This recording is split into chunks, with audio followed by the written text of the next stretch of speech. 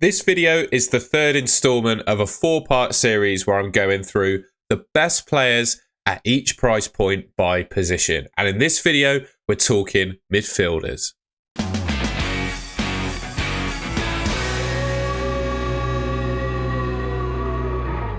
So first up then, rather than sorting by price point, which I will get into, I thought it would be useful to open things up by looking at the best midfielders for expected goal involvements across the season so far. One thing to bear in mind with this stat, right, when you're comparing players on XGI, expected goal involvements alone, one thing that helps a player get good expected goal involvements is the minutes that they play. And, you know, players that have been injured for 1 or 2 games this season are kind of at a disadvantage when looking at this stat. But ultimately, I think that's kind of a two-pronged sword, if that's the right way to say it, because ultimately in FPL, you want to be buying players that play all the games. You know, an odd injury here and there, fair enough. But players that aren't nailed, you don't really want to be picking them. So I still think this is an effective stat to look at in order to decide and help you choose who you think your best midfielders in the game are. So looking at the stat, the number one player, the number one midfielder in the league for expected goal involvement so far this season is Cole Palmer. 7 starts, 6 goals, 5 assists, 5.86 expected goal involvements, and 0.89 XGI per 90, which is better than Salah and Saka, as you can see there. Salah's XGI is slightly higher than Saka's. However, his expected goal involvements per 90 is a little bit lower. That's because I think Saka got subbed off early in maybe the opening game, and Salah's played 90 every game so far in the Premier League. I was actually a little surprised to see Maddison just quite this high up on this list. 2 goals and 3 assists, but 5.1 expected. Well, I guess that ties up quite well, but 5.1 expected goal involvement. So, you know, he's looking like a really decent option. 0.81 expected returns per 90 he's put up so far.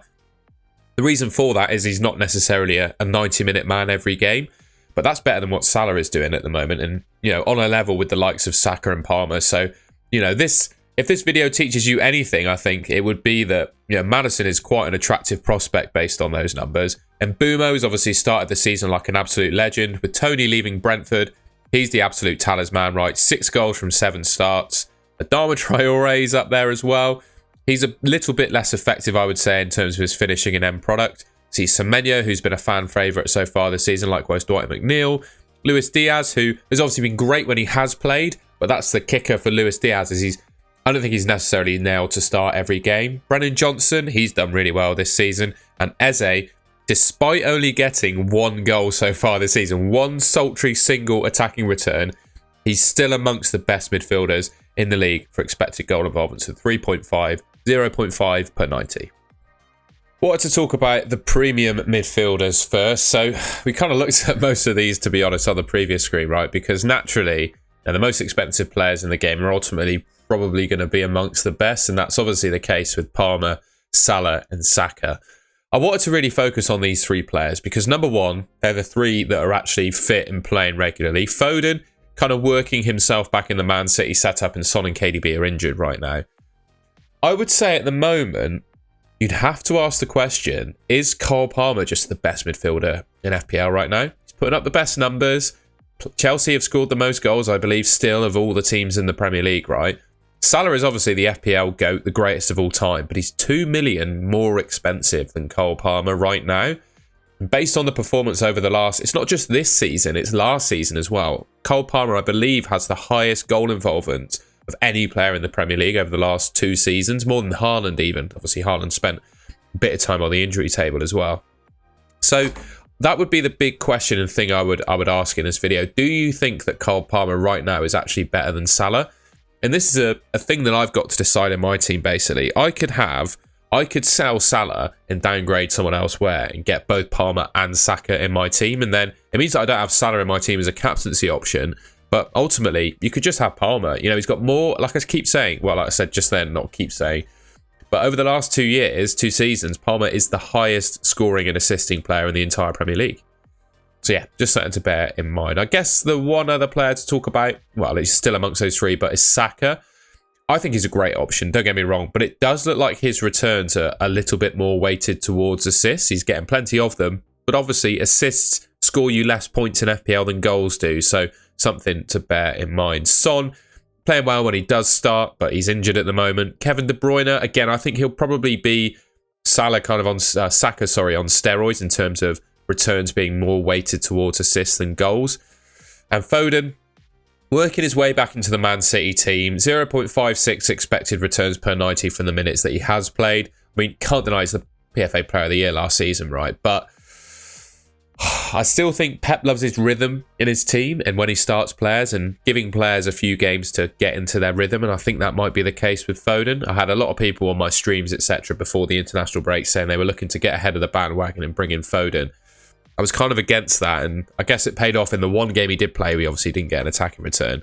I would just give him a little bit more time to see what kind of headspace he's in and how well he's playing, etc. Can't deny he's a good option. I don't think I'd pick him right now, though. And then similar to what I've done in the goalkeepers and defenders video, I'm just looking at the top players in these price points for expected points over the next 5 weeks. This is powered by Fantasy Football Hub. If you want to sign up, I'll get you 30% off Fantasy Football Hub in the link in the description below. Salah top, Saka, Palmer in second and third, De Bruyne, Son and Foden in fourth, fifth and sixth. Now, ultimately, it's not really much use in these rankings because there's only 6 players on this list, but I guess it is useful to see how they rank up against each other regardless. So, according to the Fantasy Football Hub model, Salah's ahead, only by 2 points though over the next 5 weeks, followed by Saka and Palmer, De Bruyne, Son and Foden. Alright, so next up I'm going to talk about mid-price midfielders. So this is sort of Martin Odegaard, Bruno Fernandes price, 8.2 million down to 7, right? There are other players in this price category, but these are the ones that I've picked out that are not only playing regularly, but actually putting some goals and assists away, apart from Odegaard, of course, who's got 0. I'll start with him. Yep, no goals or assists for him to start. He's obviously only played 3 games and is injured for a relatively long period of time. I don't really think he's an option, even when he is back. Bruno Fernandes, just so frustrating. Just the single assist from 7 starts so far this season. And he has amassed 3.3 expected goal involvements and only got 1. 0.52 expected returns per 90 for him. Honestly, I think owners can count themselves super unlucky. And I think based on the numbers that he's putting up, I still think you can consider him a decent FPL option. For me, it's only a matter of time before he puts one in the back of the net or starts getting some assists properly. It's just a case, I guess, of timing it well. Luis Diaz, who appeared on the top expected goal involvements list, only 6 starts. He started 6 of the 7 games so far this season. 5 goals, 1 assist. Been great when he has played. But the issue for Luis Diaz, and I haven't actually included Gakpo on this list because I don't think Gakpo is necessarily as nailed as Luis Diaz. I also think he could be a forward as well. But anyway, I don't think Luis Diaz is necessarily 100% nailed on to start, unlike maybe Bruno Fernandes and Bumo, Bowen, Maddison, players like that. And for me, despite how explosive he's been, if you're spending 8.1 million on a player, you probably want them to be starting every week, and I don't think you can say that's the case with Luis Diaz. And Bumo has been an absolute legend this season. I've said it on the XGI table, total XGI table, 6 goals from 7 starts. Maddison's up there as well, good numbers for him. Bowen, Jota. Again, I'd say with Jota, similar sort of story to Luis Diaz, although he does appear to be a little bit more favoured than Diaz, even though they've started the same amount of games, if that makes sense. Bowen, I think, is always a solid FPL option. 5 returns from 7 starts is nothing to be sniffed at. 3 XGI, 0.44 expected returns per 90. Anthony Gordon, I think he was much better last season than he was this season. But without Isak in the team, who's suffering from a broken toe, he's going to take penalties. A couple of goals for him. Obviously missed the penalty against Everton. Martinelli on the list as well. If I were to pick out my favourites from this price point, I would probably say I've got 2, maybe 3. I still think Bruno Fernandes is a pickable option, despite what people may say in return to that. Brian Mbeumo and Maddison are good as well. And in a similar vein to the premium midfielders, I've done a top expected points at this price category for the next 5 weeks. So Brian Mbeumo number 1, Anthony Gordon number 2, Maddison in 3rd, Bruno in 4th, Bowen, Jota and Martinelli are the top 7 there. So yeah, Brian Mbeumo, he's out at top by, is that actually quite a small margin? Yeah, it does look like quite a small margin between Mbeumo and Gordon, interestingly. Maddison's up there, obviously, and Bruno Fernandes as well. You can see for expected points there for yourself. I just wanted a little bit of projection data to kind of support what I'm saying as well. All right, this next price category I've gone for 6 to 7 million because I think that's a nice category to fit a decent amount of players in. So we've got Trossard, Rashford, Eze, Mitoma, Madueke, Szoboszlai, Harvey Barnes, Brennan Johnson, Sancho, Bailey and Garnacho on this list. To pick out some of my favourites, I'd probably have to say Eze. Even though he's only got 1 return from 7 starts, I still think he's going to be decent. It's a similar story with him, with Bruno Fernandes, basically. I feel as an Eze owner, as soon as I get rid of him, he's going to do well. 3.5 XGI is, well, one of the best on this table, right? And with Eze, you know he's nailed on to play. He'll play 90 minutes every game. Might take a penalty as they're sharing with Mateta. He gets free kicks as well. So, you know, he's always got a chance of getting some returns. Who else do I like? I don't mind Mitoma. 4 returns from 7 starts for him is not too bad. Sort of decent supporting underlying numbers data. I do quite like Madueke and Sancho, but just with the Chelsea midfielders, even though I know Enzo seems to have Madueke and Sancho as kind of his starting wingers most games in the Prem, I just can't trust them to start every game personally. Szoboszlai, I just don't think he's that exciting. Harvey Barnes could be. 4 returns from 4 starts. Doesn't have the best injury record, but I do think he's probably nailed down that left wing spot now for Newcastle. His numbers are pretty decent. I do really like Brennan Johnson too. I'm eyeing him up as my Eze replacement. 5 returns from 6 starts for him. He's in really good form.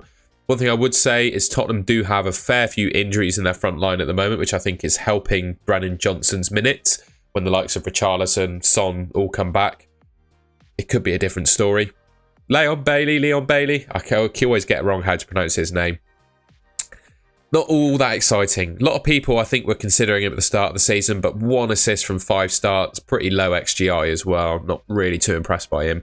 And then Garnacho, on the other hand, could be a good option. If you knew that Garnacho was nailed on to play for 90 minutes, I think he'd be a shoo-in into your team. I really like him as a player. I think that the data behind him sort of backs it. He's got better expected returns per 90 than pretty much anyone on this list. So, yeah, I really don't mind Garnacho as an option. But unfortunately, you can't guarantee him starting. And then there's 3 other players that kind of are in this price category as well. I can't get too excited about Gibbs, White and Kudus. I just don't think they've put up enough this season. Kulusevski has only got a couple of returns this season, but he does look really good in that Tottenham team. Currently playing kind of in that sort of central number 10 position. It's quite interesting how Spurs are lining up from an attacking perspective at the moment. But I would probably say, if I'm picking players at this price category, for me it would still be Eze. I think he's certainly pickable.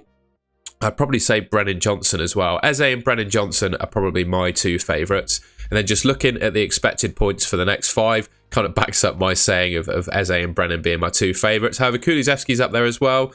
Obviously, you know, Spurs are playing really well. Well, from an attacking perspective now, and yeah, he's part of that, isn't he, I guess. And I would say Kulusevski, his minutes are probably better than Johnson's too. I mean, you can argue with me in the comments if you like. Bernardo Silva's up there. I've never really considered Bernardo Silva an option in FPL. I haven't even included him in this video, to be honest, as one of the players in this price point. We've got Harvey Barnes, Madueke and Mitoma as well. Again, just to give you a view of projected data for the next 5, not just looking in the past. All right, so next up, we're going to look at 5 to 6 million mids. And I'm quietly pleased at the start of the season. I basically said that I think everyone in their draft should make space for a player at this kind of price point.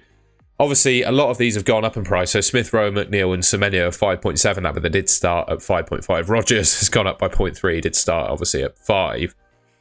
But yeah, making space for a player in your team at this price point, I think, is the way to go. Maybe even 2 of them, because, you know, I would suggest that there are more pickable players at this price point than there are at the 6 to 7 million price point. I would say, in my opinion, Semenyo, McNeil, Smith Rowe missed the last game against Man City, but I do think that was more of a tactical thing. Tavernier, he's not quite matched the numbers that Semenyo has, but XGI and returns per 90, it's very similar. So actual returns not quite as high as Semenyo, but underlying wise, he's performing at a similar level. Jorginho Ruta of Brighton, their club record signing, currently playing with no João Pedro, while João Pedro's injured. He's putting up some good numbers. Minter too, but these 2 I would probably say not necessarily nailed on. Rodgers looks really good, obviously. Mavididi looks really good too. Adama, he's putting up very good XGI, not necessarily getting all the returns. And Buonanotte of Leicester is quietly putting up a decent level of returns as well. I'm not going to go through all the data on all these players at this price point because you can see it for yourself on screen. But yeah, those players that I kind of shouted out and just mentioned would probably be the ones at this price point I would pick. And then just a view of the projected points for the next 5 weeks. Again, at this price point, Semenyo, McNeil, I haven't included Lewis Potter, but he's up there. Morgan Rogers, Alex Iwobi, interestingly, Smith Rowe and Adama Traore. So yeah, just a view of what Fantasy Football Hub and who they think are the best options at this price point for the next 5. I'm going to sound a little bit negative when I go through this, but looking at midfielders under 5 million, there's a real shortage of options. I think there are literally 3 that are actually worth picking that either play regularly or could actually score you points. Fabio Carvalho of Brentford is probably the best in terms of returns, but he's obviously 4.8 million, so he's more expensive. Dibbling of Southampton seems to be playing regularly, sometimes as a centre forward. 1 goal from his 4 starts. And Harry Winks, he's probably not going to get an attacking return at all this season, but he's going to play largely every game and just score 2 points. So these are probably the 3 below 5 million that I would pick. Let me know in the comments who your favourite is. There's not a whole lot between it, I guess. I'd say Winks' minutes are the most nailed. Dibbling in the middle, probably Carvalho, probably the 3rd most nailed, but is the most dangerous when he is on the pitch.